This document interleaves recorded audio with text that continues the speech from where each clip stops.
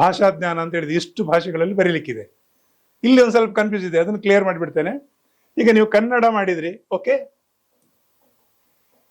ಕನ್ನಡ ಅಂತೇಳಿ ಭಾಷೆ ಆಯ್ಕೆ ಮಾಡಿದ್ರು. ಅಲ್ಲಿ ಕೇಳ್ತದೆ ನಿಮ್ಮ ಸ್ಕ್ರಿಪ್ಟ್ ಯಾವುದು ಅಂತ, ಲಿಪಿ ಯಾವುದು ಅಂತ.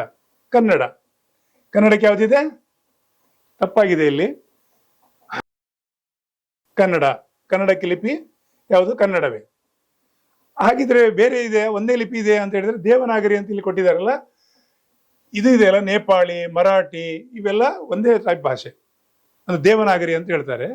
ಆ ಭಾಷೆ ಯಾವುದಂದ್ರೆ, ಎಕ್ಸಾಂಪಲ್ ನಿಮ್ಗೆ ಇಲ್ಲಿ ಬರೆದು ಹೇಳುದಾದ್ರೆ, ಉದಾಹರಣೆಗೆ ಮರಾಠಿಯಲ್ಲಿ ಅಕ್ಷರ ಅದೇ ಸೇಮ್, ಹಿಂದಿಯಲ್ಲೂ ಅದೇ. ಎಕ್ಸಾಂಪಲ್, ಲಿಪಿ ಬೇರೆ, ಭಾಷೆ ಬೇರೆ. ಸೊ ನೆನ್ಪಿಟ್ಕೊಳ್ಳಿ, ಕನ್ನಡದೇ ಇದೆ, ಮಲಯಾಳಂ ಇದೆ, ತೆಲುಗು ಇದೆ. ಇಲ್ಲಿ ಕೆಲವು ಭಾಷೆಗಳು ನಿಮಗೆ ರಿಪೀಟ್ ಆಗ್ತದೆ, ದೇವನಾಗರಿ ಅಂತೇಳಿ. ಯಾವುದೆಲ್ಲ? ಉದಾಹರಣೆಗಾಗಿ ನೀವು ಕೊಂಕಣಿ ಭಾಷೆ ಆಯ್ಕೆ ಮಾಡಿದ್ರಿ, ಅದೇ ಅಕ್ಷರದಲ್ಲಿ ನೀವು ಕೊಂಕಣಿಯಲ್ಲಿ ನೀರಿಗೆ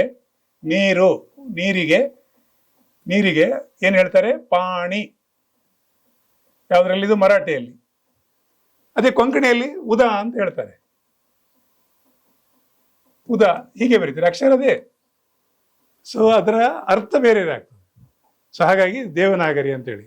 ಸೊ ಅದಕ್ಕೆ ಭಾಷೆ ಯಾವುದು, ಸ್ಕ್ರಿಪ್ಟ್ ಯಾವುದು, ಇದು ಕನ್ಫ್ಯೂಸ್ ಆಗುತ್ತೆ ತುಂಬಾ ಜನರಿಗೆ. ಕನ್ನಡ ಸಮಸ್ಯೆ ಇಲ್ಲ, ಕನ್ನಡವೇ. ಇಂಗ್ಲೀಷಲ್ಲಿ ಇಂಗ್ಲೀಷೇ. ಸೊ ಅದು ರೋಮನ್ ಇಂಗ್ಲೀಷ್. Okay, clear.